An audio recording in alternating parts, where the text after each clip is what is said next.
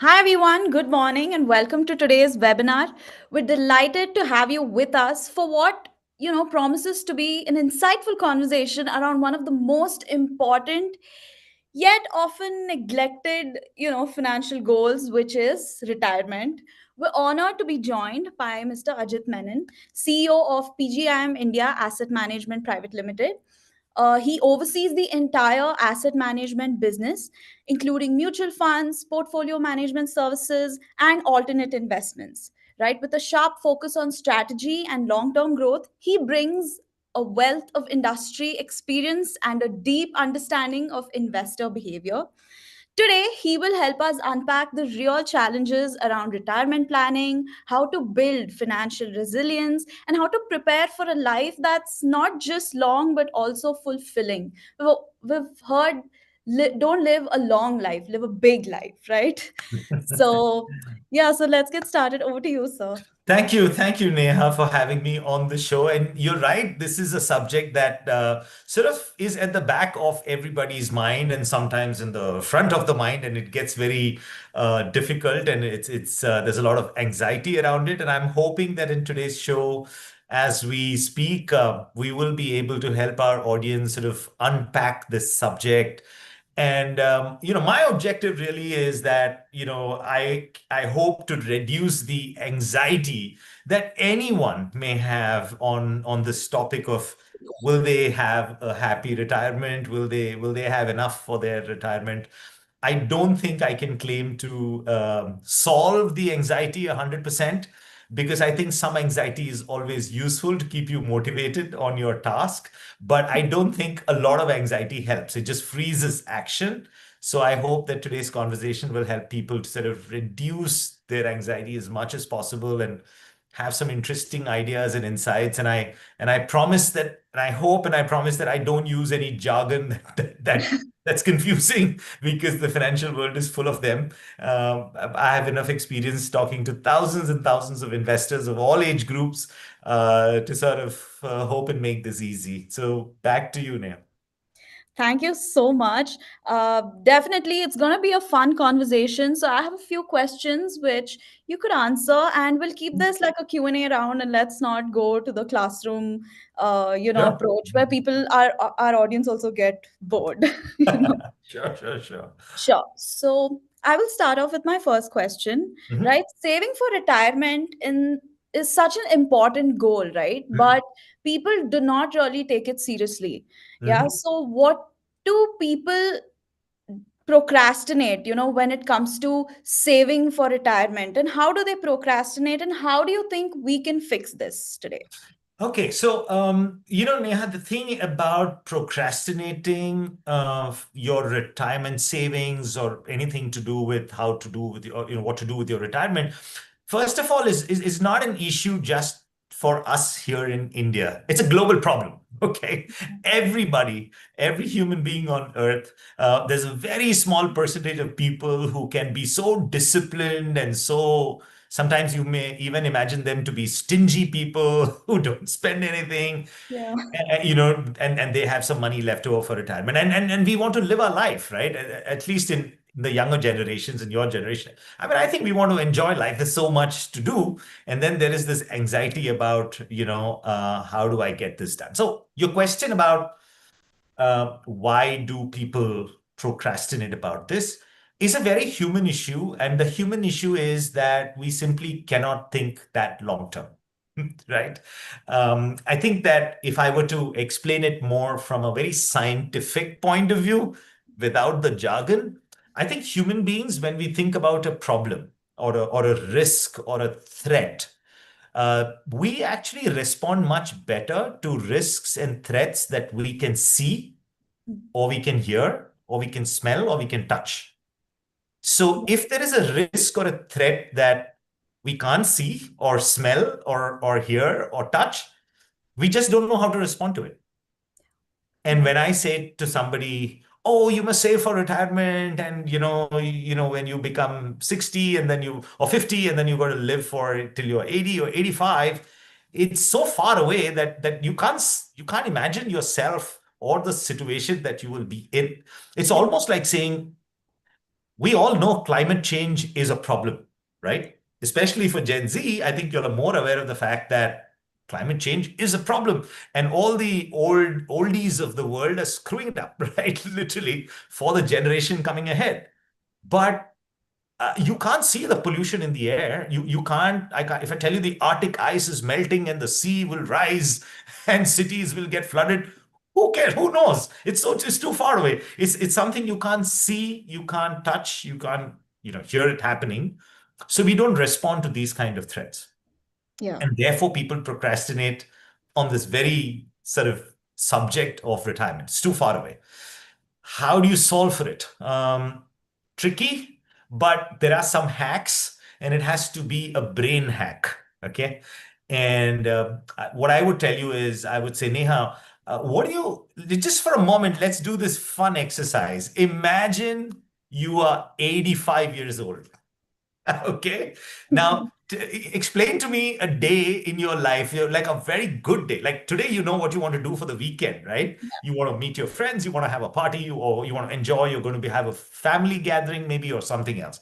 But now, just for a moment, think about you when you're 85 and just imagine one of the best days that you're having when you're 85. What would that look like? Right? Something that you love, that you have joy that you're going to do. Can you think of that? Yeah, I mean, I would wake up in a nice house. I think I see myself gardening and reading a book. Wow. It's Yeah. just peace that I aim for. Probably doom scrolling here and there, but yeah. Yes. Yeah. It's like, for instance, I tell my wife, I see myself and her, sort of jogging a 5K senior citizen marathon and still, yes, we did Yeah. it. You know, so this is the hack. It's called positive framing. You've got to imagine very visually what that future you want is going to look like. Once you do that, what happens is that picture allows you to anchor yourself in the present to say, I want to do it for that person who is me when I get old, and I want to be able to do that. Like for my picture is I want to dance with my granddaughter at her wedding, right? It's That's like that sweet. kind of a picture. So people don't think about, what are they going to do? God knows, So if you can positive frame yourself for your future, I think that will help with the procrastination. But I'll tell you why it's important. The reason it's important is because we do put money aside. We do save, but we tend to save it for maybe starting a business or for our kids' education, their marriage, buying a house, buying a car. Just remember this. You can get a loan for every financial goal of your life except retirement. Oh, damn. Okay. So when you keep money aside for starting a business or for your child's education or for their marriage or for buying a house or buying a car, whatever that is, remember that if you fall short, there is an education loan, there is a home loan, there is a car loan, there is a business loan, there's a personal loan. Everything is possible. There is no such thing as a retirement loan. Yeah. There are things like reverse mortgage and things like that in the Western world, but very complicated, not happening in India as best. So the reason for somebody not to procrastinate and start something for their retirement should be this simple fact that you're not going to get a loan for it. Just start putting, whenever you put money aside, even if you're putting it for your kids or for your house, just split it up. One half for your retirement, one half for your car or house or kids or whatever, and you should be good to go. Second, just imagine that beautiful future you have where you are happy, healthy, doing things you love, and let that image be very visual and rich and live, because that will help you to keep that little discipline of putting that money aside for yourself. So I'll stop there. Okay. Okay. Very, very insightful. Next question. Imagine you wake up one day and you find yourself without a job and stripped of all your financial assets, right? What's left to ensure your future? I'm sure this is like an anxiety that many of us have. I wouldn't say young people, but also middle-aged people, right? And I think this Yeah. needs to be addressed. I agree that it is a big anxiety, but it's not easy to solve, but I don't think it's impossible to solve as well. Okay. So, when I'm talking to young audiences or middle-aged audiences about retirement, I tell them that, listen, most of the time you're thinking about money, about, oh, will I have 5 crore or 10 crore or 1 crore or 50 crore, whatever that number is. You go online, use a calculator about what your lifestyle should be, and it pops up this gigantic number, and you just freeze and say, I'm not going to even start looking at that number, right? So what I tell them is, remember that the real issue or risk about retirement is that you have the ability to earn from just one skill in your life. That's your risk. The risk is not whether you're going to have the corpus, whether your retirement is going to be happy, healthy, and purposeful, and you have enough money to do whatever you want, and that you won't be dependent on your children and all of that. That's not the risk. The risk is you know only how to earn from one skill. You just know how to do one thing from which to make money. So you're a doctor. Oh, well, this is what I know, right? I'm a chartered accountant. I'm a lawyer. I'm an IT professional. I know how to code, or I know how to do client relationship, what or sales, right? So this is it. One job, one skill, one income. Yeah. So the answer to your question, to remove the anxiety about all of this, is to try your best, which is why I said it's not easy, but it's not impossible. But try your best to earn an income from a second skill. Okay. Okay. And now people may say, what do you mean by second skill? I mean, maybe you have some hobbies that you don't realize is actually a skill, Yeah. right?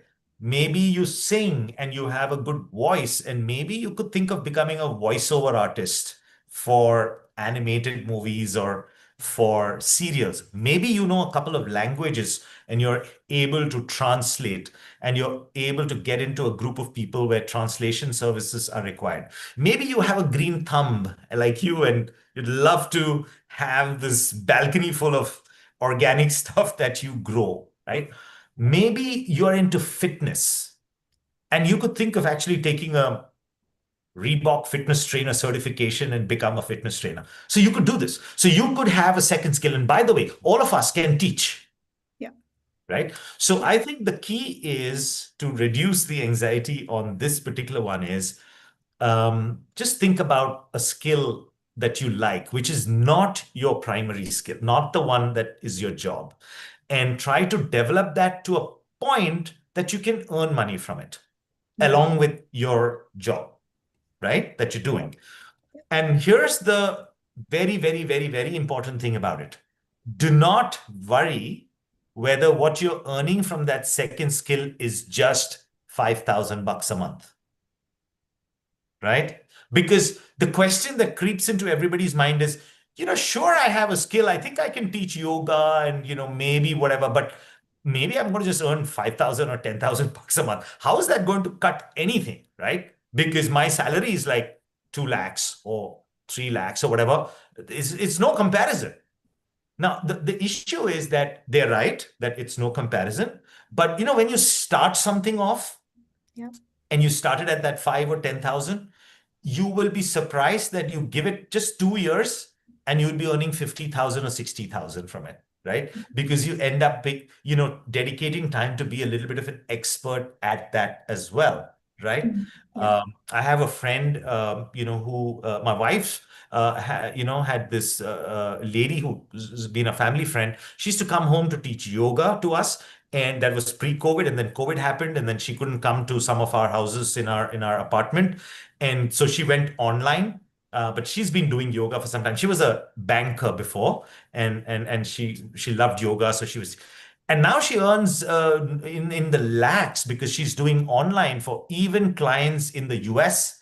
Because in the evening it's morning for them, and she's taking a couple of sessions for people in the US who paying them in dollars, and she's making a couple of lakhs. And she's extremely happy that she got out of the doing whatever she was doing early.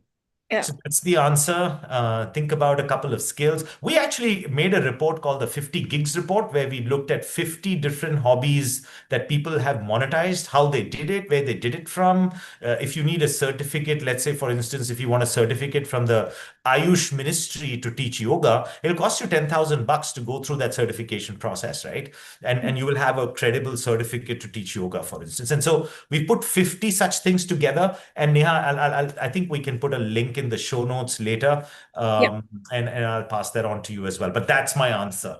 Find your second skill. Very, very interesting. Okay, so globally, right, the population is aging and people are also living longer due to advancements in healthcare and all of that, right? That's What right. implications does this trend have on retirees and how can they, prepare themselves for it? You're right. I was doing some work on this because I keep making small presentations to audiences, and sometimes you need some data and facts to sort of drive the point home. And you're right. I mean, I read that since 2012 in Japan, adult diapers sell more than baby diapers.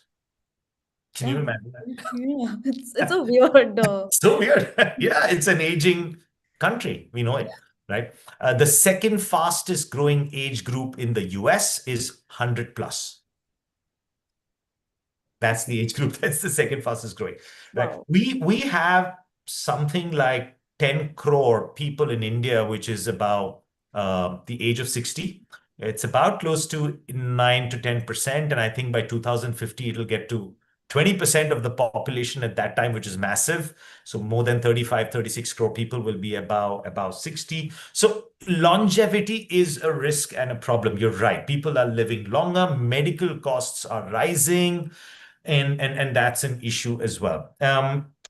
And sometimes the issue is just loneliness, right, Yeah. for old people. I heard that the UK has a minister for loneliness now and things like that. So you read about these things, right? And these are real things. So I think that, how do you deal with something like this?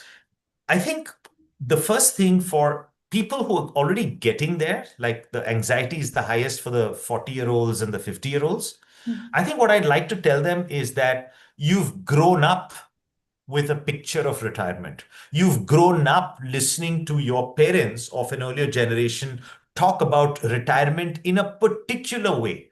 And that particular way is stop working at 60 and hope that you have money to live for another 30 years till you're Yeah. 90 or 25, 85 or 90. That's what you heard them say. And that's the picture you're carrying in your mind of retirement, meaning you stop everything at one point and you have enough money to sort of, just coast along, hopefully without being dependent on your kids. Yeah. Change that picture. That's not the picture today for the new generation or even for you.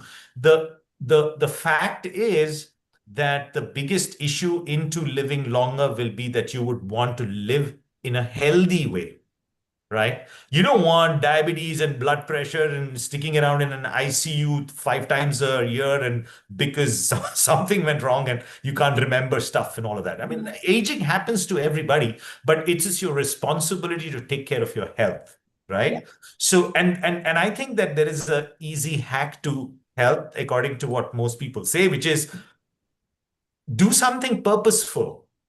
That's it. Right? Now, when you do something purposeful, let's assume you have the money. You're going to live longer. That's the problem you're trying to solve. And you have the money to live.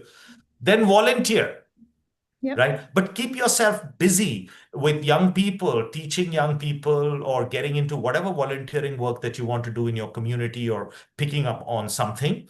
And if you don't have the money, right, find things to do where you can earn a little bit of money, but it's going to keep you not just mentally active, but physically active as well. Yeah. So the hack is that if you can actually keep your mind busy doing something that you love, you're going to take care of your body as well. You're going to be healthy. You're not going to have the kind of problems that happen to people who have no purpose They sleep in the afternoon. They watch Netflix probably most of the time. I know that we do it as well, but they're watching TV and they just go to the market or pick up their grandkids from school and things like that. I mean that's okay. That's the reality of a lot of people's life. All I'm saying is get occupied, keep your mind and body active, move, and you will be healthy for as long as you live. And you will reduce your medical costs as well. That's like a double advantage. And fix your hobbies and skills that you want to do, so you can solve for longevity. It's not about just about medicines and supplements and things like that. Just keep yourself mentally and physically active, whether you earn or you don't earn. Okay. Okay. So, your retirement survey did reveal that there's an increasing awareness on generating second income, right? You did, shed some light on it, Yeah. right? But so in today's day and age, we all have corporate jobs, and how do you think we should allocate time to, Mhm. generate secondary, source of income? I know this is a problem I haven't yet solved, Neha, in the sense that, I don't think government policies or corporate policies actually allow you to, all that moonlighting stuff that we were reading about during Yeah. COVID and all of that. But I have, for instance, in my company, asked my HR department to let people have a secondary income if uh, that's not really impacting their work, right? It Mm-hmm. might be something that they do later in the day. It might be something they do on weekends, or it might be something because it's something that they're preparing for. Right now, they're working, they're earning an income, right? So it's not a problem. But I do think that it's a bit of an issue, and I think that people should just be thinking about, well, I have a household. It's not just me. It's me, my dad, my mom, my brother, sister, whatever, or my in-laws. It's about having this conversation of saying, you know what, Ma, you make some damn awesome pickles. I'm gonna put you on ONDC. I'm gonna brand you, right? Yeah. I love your carrot pick. I'm gonna brand you and put you on ONDC, and let's see if the society can buy some. And just get $500 out of Yeah. it, right? It'll grow. It'll grow. But just think about the sources of income that you can get. And even if you're in a corporate job, I think if you're teaching music, if you like it for kids on the weekend, I think if you're taking classes late in the evening, I think if you're a fitness trainer, which you do early mornings or late evenings, or you have an organic garden which you just use for the local community sort of thing amongst friends and family, just giving them a great discount but getting some cash out of it. Monetizing it is critical. It's just not the hobby. I think those are all ways that one can think about it, maybe. And maybe there'll be people who'll comment in the show to say, here's how you can do it, and these are the things we do. I hope we get a lot of comments in that. Yeah. Okay. So financial markets are uncertain, right? There could be sudden market crashes which could impact, your retirement corpus and all of that, especially when you've saved money over the years, right? And at the time of retirement, let's say there's a sudden crash, right? How does one ensure that the corpus is managed smartly, and especially during the withdrawal phase, right? You've Mhm. written about the three bucket strategy. Could you please tell me how the strategy works? Okay, sure. So firstly, let me just do this quick setting of the context. Wherever you are in the world, if you are looking to invest your money, I believe that there are only seven things into which you can put your money and make money out of it, right? So the first is you can invest in the stock market, in equity shares. Everybody knows that. Then you can invest in just bonds, which are like bank deposits or bonds and debentures and things like that. And then you can invest in gold or diamonds or precious metals. Then you can invest in commodities. People invest in cotton, seed, this, that, and the other. There are some people who do that. You can invest in real estate. Everybody knows that. You can invest in currency. That's the sixth one. People trade currencies and make money. And the seventh one, I would say, is a sort of catch-all bucket called alternates, right? And the difference of that seventh bucket with all the other six, which is equity, bonds, gold, commodities, real estate, and currency, the difference is that you won't get any data to compare with the other six. Mm. How does this alternates kind of do vis-a-vis the other six? And when I say data, I'm talking about 25 or 30 or 40-year data. We have data on equity shares going back in India, let's say for 45 years, Yeah. abroad, maybe 100 years, right? We have data like that on real estate, on gold, on currency, on commodity. But alternates are, for instance, well, you can invest in a painting and make money of a good artist, right? But I don't think you're going to get an index which says how do paintings move in price of different artists over the last 40 years. Yeah. Very difficult, might be there with some people, but very difficult for the public. Yeah. And alternates are people who people invest in Rolex watches and make money, right? But you can't find out how did it do in 40 years? How did it do, Mike? And so what I mean is that, alternates, which are like private equity funds, venture capital funds, which are also equity, but there's no data publicly available for it, or paintings or Bitcoin, for instance, is an alternate because there's just very little few years of data that we have now. We don't have 30 or 40 years of data. You need 30 or 40 years of data to compare it with other investment options, compare it against interest rates, compare it against inflation, all of that, right? And I'd like to just tell the audience, for instance, a very quirky thing. So if you looked at the last 100 years and you asked, therefore, out of the seven, which one made the most money for people? And the answer would be equity shares, right? And then if I were to ask them, okay, what was the second, right? And people would normally say, well, it's probably real estate or probably gold or something like that, right? Yeah. But it's actually wine, right? But now, who has the information about wine? I mean, somebody has the information in the Western world. There are wine indexes and people invest in wine. Everybody knows that alcohol, if it's older and older, it's even more expensive, right? Yeah. Everybody gets that. So it's a great investment, but we don't have that's why it's called alternates, right? Okay. And therefore, I think a lot of the young generation, they think about Bitcoin, they think about buying some limited edition sneakers or or something like or bags or limited edition figurines, and I'm telling you they are all good. Okay, so don't let anybody tell you that that's a wrong thing to do. It's because that generation doesn't understand it. There are these seven classes. The only important thing for you to think about when you think about that sneakers or wine or whatever, just remember, don't put more than $5 out of your $100 in something like that. Yeah. That's the trick, Yeah. right? It's a great asset to invest. Maybe you'll make money, maybe you'll lose money. Who knows? Nobody can tell you not to do it. I'm just saying, don't put a large part of your money in it. Experiment with it. Put $5 because if the $5 becomes zero, your 95 is going to catch up to 100 Mm. within maybe a year or so, right? If you've taken care of it. So you're not losing a lot of your capital. Don't make the mistake of going and putting $50 out of your $100 into that Bitcoin or the painting or the sneaker or whatever. Don't do that, right? Yeah. Then you're trying to use it like a lottery. Mm. That's what I mean. It's a lottery, right? It can work, it may not work. Yeah. So I'm sort of answering your question in a roundabout way because I think the answer is be as diversified as you can with your money.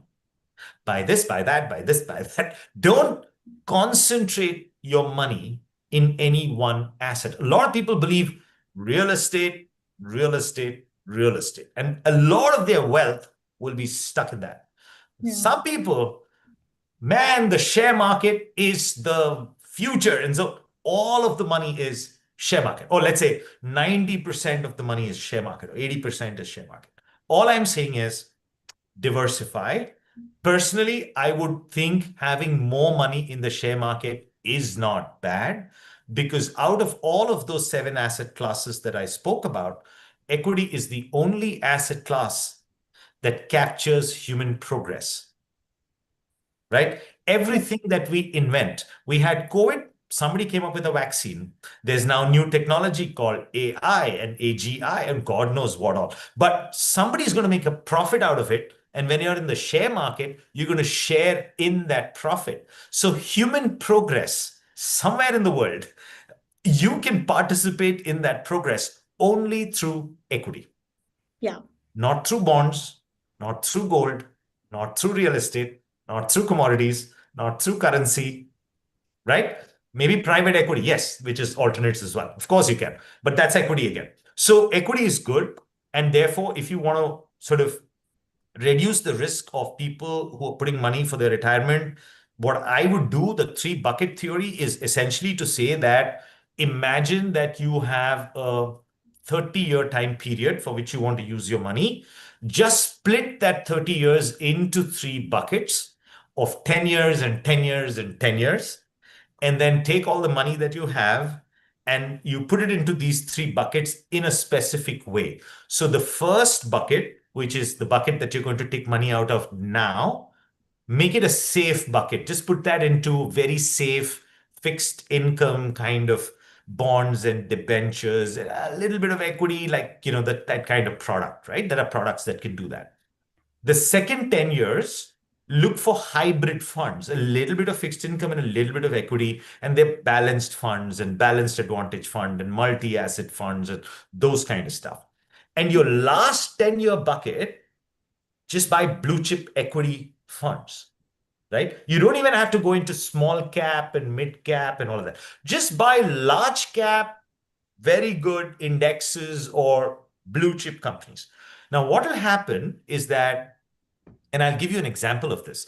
Assume that you had about, and we did this example, if you had about 2.25 crores, just as a corpus, I'm just giving you as an example, and you wanted to withdraw 1 lakh rupees every month from it for the rest of your life, and every year you wanted this 1 lakh to be inflation adjusted because your expenses are going to rise with inflation. And if you took this 2.25 crores and put it into a bank deposit, or all of the 2.25 crores just into a bank deposit or a bond debenture, it will last you about 22 years. Okay. And I'm taking returns which are prescribed by AMFI and SEBI, that, when you're projecting returns of your portfolio, if it's conservative funds, you can only take 8%. If it's hybrid funds, you can only take, 9.5%. And if it's equity, you can only take 12.4% and things like that. So there are some very specific rates that you can take for all of these projections. So I'm not using some number out of the top of my head. So this 2.25 crores put into a conservative fund will last you about 22 years. But if you took that 2.25 crores and you split it 33%, 33%, 33% into these three buckets, you can withdraw that 1 lakh inflation adjusted forever. Forever, right? And the reason is that when you take money out of the first bucket, it'll probably last you only 7 odd years or 8 years, right? And then you have to take money from the second bucket. Those have been hybrid funds that you've invested into. That'll probably last you about 11 years. By the time you reach the third bucket of blue chip equities, that bucket has now got 18 or 19 years to compound and compound and compound. The money never ends. Yeah. You got it? So it's a simple thing about actually reversing the logic of saying we know that equity makes returns in the long term, but you've got to have the discipline not to touch it. So make the three buckets, split the money into three. Your last bucket's got blue chip equities, your middle bucket's got all balanced funds, and your immediate bucket's just safe, very safe funds. Having a good financial advisor is very, very critical in this journey because they need to make those calculations. I have a financial advisor. I am retired. I just announced my retirement at my board meeting last week. And I, as the CEO of PGIM, I've had a financial advisor for the last 14 years. And as a family, I think that they've been a great help. And I'm able to get out at 55 and do what I want to do because of my financial advisor and my financial plan. And I'm the CEO of a mutual fund company in markets. So you can do it too. That's amazing to hear. Congratulations on your retirement. Oh my Thank you. God. Right. So, in one of your articles, right, you also mentioned about moving to a smaller place during Mhm, mhm, retirement. Can you mhm. elaborate more on this? Yeah, I mean, this is all discussions that we keep doing because we get so many questions about, oh, retirement is still very difficult, anxiety, anxiety, anxiety. And you know what happens? I mean, I'm talking to my friends here now, right? And I just announced my retirement, like when I told you this, and it's in the public domain, of course. And one of my colleagues, Abhishek Tiwari, takes over as CEO from 1st of September. I will stick on as advisor with PGIM till 31st of March to help the team, and then I'll continue doing the work that I love. And when my friends got to hear it, they were like, "What the hell? That's too young to retire. You can't do it. Or at least if you've done it, tell us how to do it." And we don't think we have the money to do it. How to do it? So what I tell them, number one, have an advisor, stick to a financial plan, do it as early as you can. You'll never regret that. Have a good trusted advisor to do it. Number two is, remember that when you're thinking about all the anxiety about retirement, if you're in a city like Mumbai or Bangalore or Delhi, your expenses are pretty high.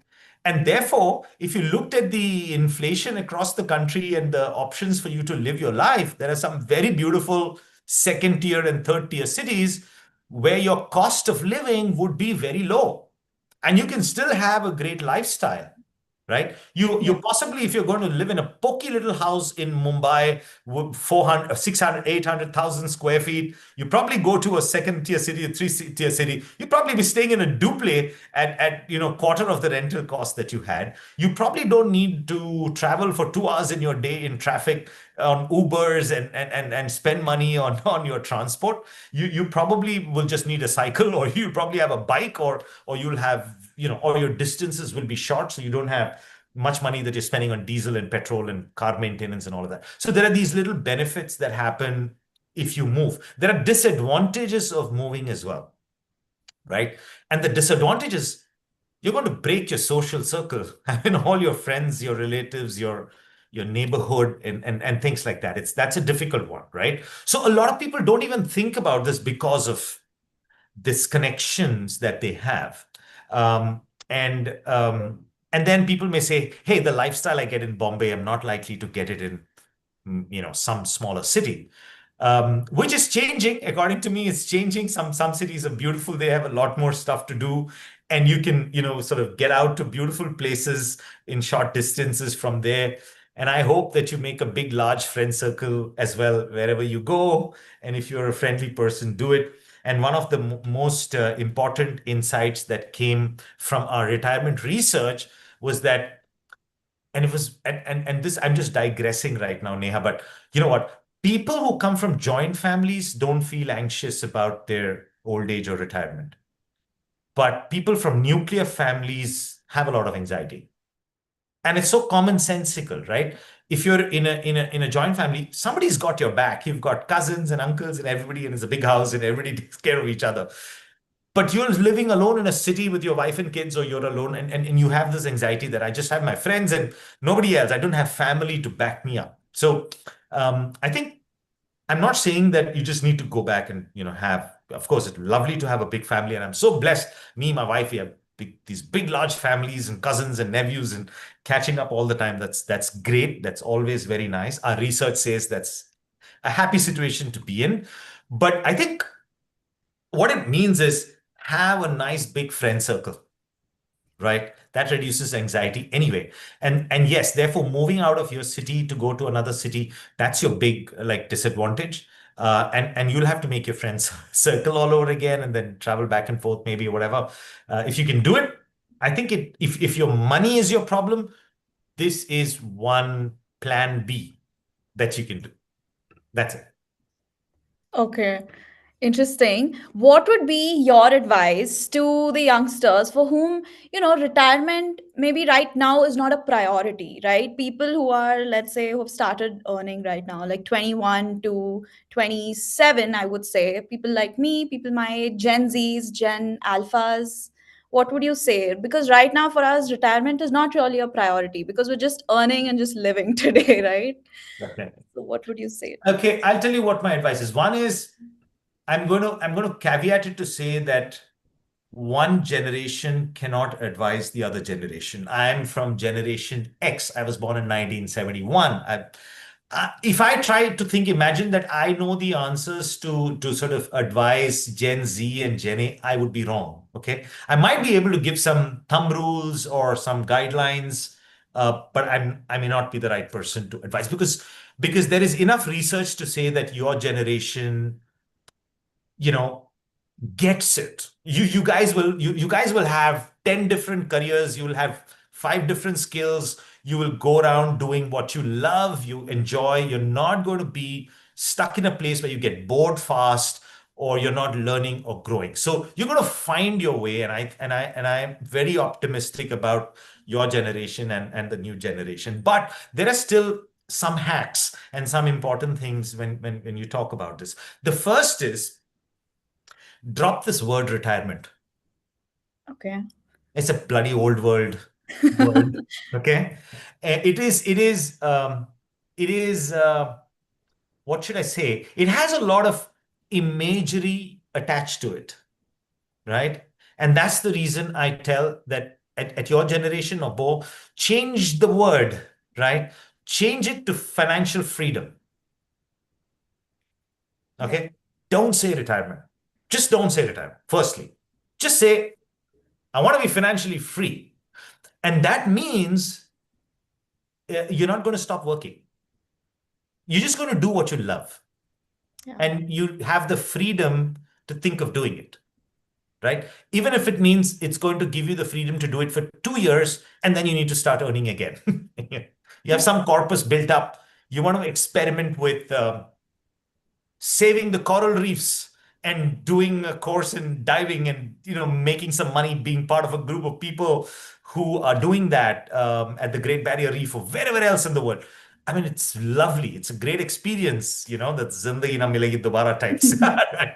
But I mean, you're going to do it. You're going to do it. And first rule, just drop this word retirement. Think of it as financial freedom. It's a positive word. Retirement is a negative word for a lot of people, not for everybody, but for a lot of people. So that's number one. Number two is remember that if you're putting money aside for this goal of yours, you're not going to get a loan for financial freedom. Mm. You Yeah. get a loan for your education, you get a loan for buying a bike or a car or buying a house and things like that. So prioritize it. Whatever you put aside, split it and make sure that one part is for financial freedom as your goal, right? That's your second. Third is don't give up on your hobbies, right? And you know, I think this generation they're drinking lesser than the older generation. They're having coffee parties and whatever. They're having my daughter's going for board game parties, and I'm saying, what? Board game parties? I didn't think we guys just like to put our feet up. Hey, who's making the drink and where's the chakna and whatever. So that's great. I mean, who knows? I mean, you're going to come up with ideas and experiment with it, and you're going to learn about teaching people and earning money in different ways, being a fitness instructor, making an organic garden, being an advisor for something, creating social media content. You're learning a language. You're looking at travel blogging, whatever. Just go for it. But drop the word retirement, make it financial freedom. Whatever you do, prioritize that financial freedom goal and start putting whatever it is, even if it's $500 that you're starting with, and then you'll eventually make it 5,000 and things. In mutual funds, there is this beautiful concept called the top-up SIP Mm. that I think a lot of the audience would be knowing what is a SIP, and Yeah. everybody has a SIP, but have a top-up SIP. Okay, a top-up SIP. And I'll tell you what, if you had a goal, and I'm just giving you sort of rough numbers, but if you had a goal for which, if you went online and looked at a calculator and the calculator said, oh, you need to put 10,000 rupees as an SIP to meet this goal. If you used any calculator, which is a top-up SIP calculator, that SIP will come down to something like 5 or 6,000 bucks, which means it lives 4,000 bucks to enjoy your life right now. Right. Yeah. So but it will automatically increase your SIP every year by 5% or 10%. And Okay. it's default. So you don't know about it. It's going to do it. Your income is going to increase every year. You're going to get an increment. So it's not going to pinch you, but it leaves you money in the pocket right now to enjoy your life as well while you're doing your investment. So use the top-up SIP. It's a great strategy to do. So those are the two, three things that I would say. And I would say that if there was just one advice, get yourself a good advisor. 100%. And also, I think it's a very, fresh outlook on the way we approach retirement today, right? You yourself said ditch the word retirement and approach it as financial freedom.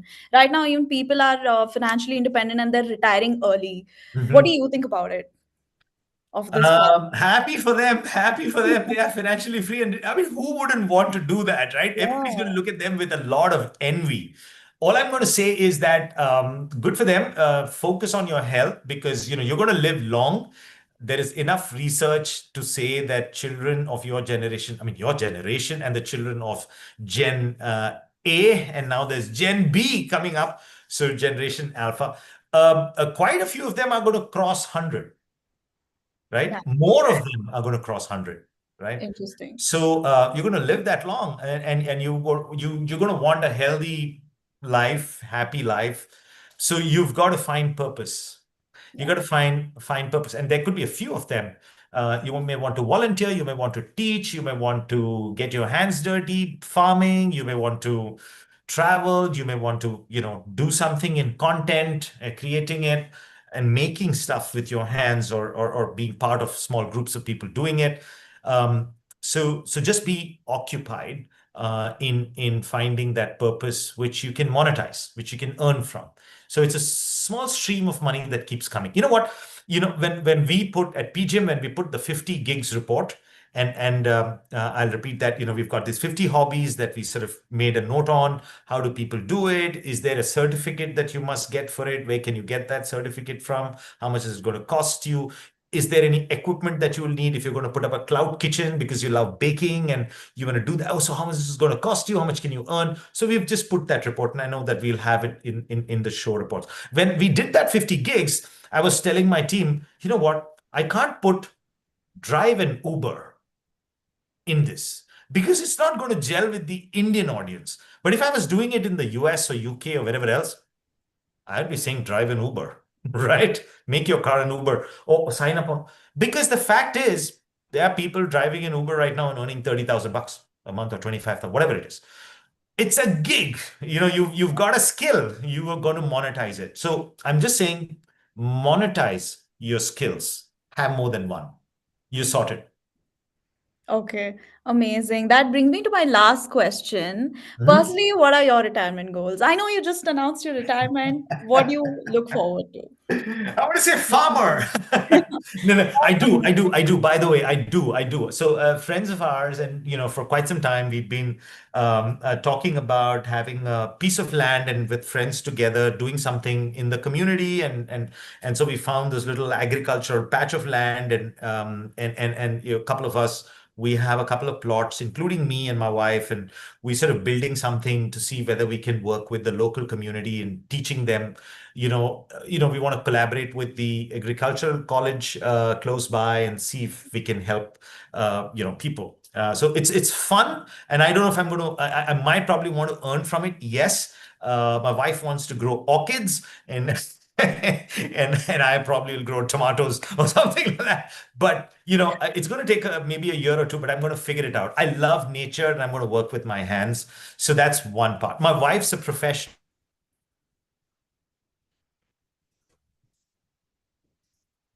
coach. She's an executive coach. Coaches in India. She now certifies coaches. So she teaches people coaching. And I think I'm going to be a student for her. And she's going to teach me. And I'm going to get certified as a coach. And maybe I can coach executives like she does. So that's something that I can earn from. I have some creative hobbies. I sketch, I paint, I sing. I'm going to get back to some of that. I don't know if I'm going to monetize those, but I'm going to be doing that as well. And I'm definitely going to teach, right? I'm going to go into wherever I can, back to my college, make my services available to teach. So enough and more to do. And I think I'm going to keep adding to that list depending on what excites me. But I'm going to keep to my promise of I'm going to earn something from all of this, right? But Yeah. I'm not going to bother that I'm leaving a big package CEO salary and now I'm going to earn 20,000 bucks a month. I've taken care of my financial goal for retirement. Everything else I'm earning now is a bonus for me in that sense. So, I might be a board member on some boards or things like that. And things like people like me do, I'm going to figure all of that out. But yeah, there's a plan. There's a lot to do. Very, very interesting. And you're also so talented. I think it's so cool, But honestly. I'm happy I kept my skills alive. But to be honest, I mean, I say I don't get that much time to sketch or to sing or whatever, just when we are with friends. So I'm looking forward to this phase where I can spend more time on this. But I want to be more engaged. I was telling my friend this that I've used my head enough, strategy and all of that. I want to use my hands now. I want to get into the mud and I want to grow things and I want to work with people to see how to build on that. So I'm going to maybe 50-50 do both those things. Amazing. Would you say you're retiring or would you say you're finally free now? That's right. Financially free. I have a financial advisor. We started our financial plan 14 years ago. I just picked a random date at that time. He asked me, "Okay, what are your financial goals?" I said, "I've got two kids. I think they're going to go abroad for their studies. If they want to, I should be able to do that. I have a caretaker who's lived with us for more than 22 years. She came home when my kids were small, and she lives with us, and she takes care of the house and the kids. And so we wanted a pension plan for her. That was one of my wife's financial goal actually, and then retirement and all of this. So my financial advisor said, "Okay, what age do you want to retire?" And I just picked up 55. I'm not going to work till 60. And when I keep reviewing my financial plan, he said, "Ajit, if you want to retire, you're good to go." So I said, "Oh, okay, I'm going to jump. I'm going to bail and do everything that I'm telling people that they should do." So I'm just lucky. I'm very blessed and lucky. And I think it's tough for people, makes it easy for us to talk. But I also think that it's not very difficult if you can just follow these sort of simple, unconventional, maybe, from what people talk about retirement that we've discussed today. Many things might be unconventional, but yeah, that's the way that you can help yourself. So that's all the questions I had. Do you have anything to add, like a final note or anything? So But no, I think the final note I would tell you, I have 3 points in my final note. Get an advisor, get an advisor, get an advisor. Okay. Get somebody. I mean, interview people if you have to, because you need to sync with them. Just a simple tip, get an advisor who's in your age group. Okay. okay. Somewhat like maybe 5 years elder to you, Yep. 5 years younger to you. Don't get too young or too old to your age group. To your age group. That's where you will find the absolute sync of what you want to do, how you want to do, and all they need is the expertise and the competency of doing all the calculations of saying, okay, where are we going to do it? How much risk will we take? We'll not take, blah, blah, blah, blah, blah. Which funds, select the funds, all of that. So just do that and you'll be sorted. Okay. Okay. So thank you so much, sir, for sharing such valuable insights with us today and also your valuable time, right? Your entire perspective on financial freedom, right? From a financial point of view and an emotional point of view was truly eye-opening and very, very thought-provoking and very optimistic. I think if someone's watching this, someone who's my age watching this will Yeah. feel definitely optimistic, right? Because Yeah. we all grew up saying retirement ke liye tayari karo. Like, Nah, drop that word. Drop yeah. that word. I tell my daughter, and she says, "Papa, it's difficult, yaar. I mean, look at me. I've got the social pressure that, I've got to, maybe I want to start a business. I don't know. There's so much." So, you asked me, I think maybe I can add one more final word to this, which is that, and it's something like what I want to follow as well, is that, if you want to be happy, you can. Anybody can. You know what's the problem? If you want to be happier, Hmm. that's the problem. Yeah. Fix that. So if you want to be happy, you can be happy. The problem is if you want to be happier, because the moment you say, "I want to be happier," you fall into this trap of saying, happier than whom?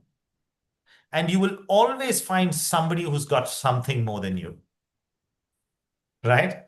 And you will just simply keep chasing, keep chasing, keep chasing. Just define it. Yeah. Just do that. And I think and I think I believe it.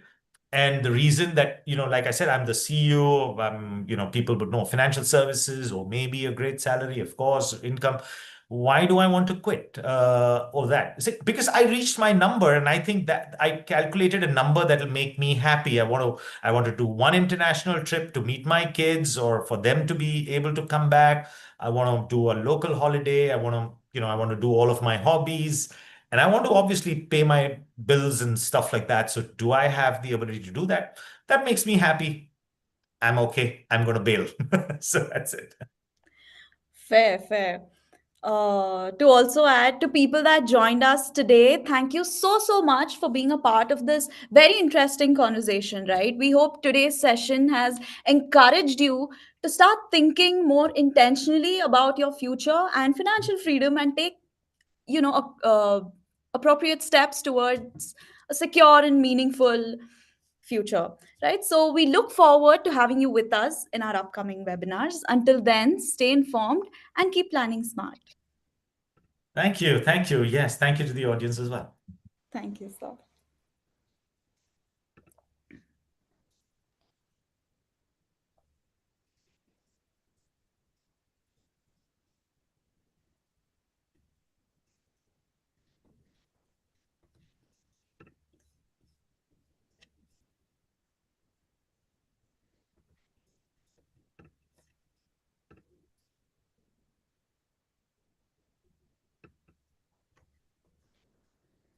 Yeah.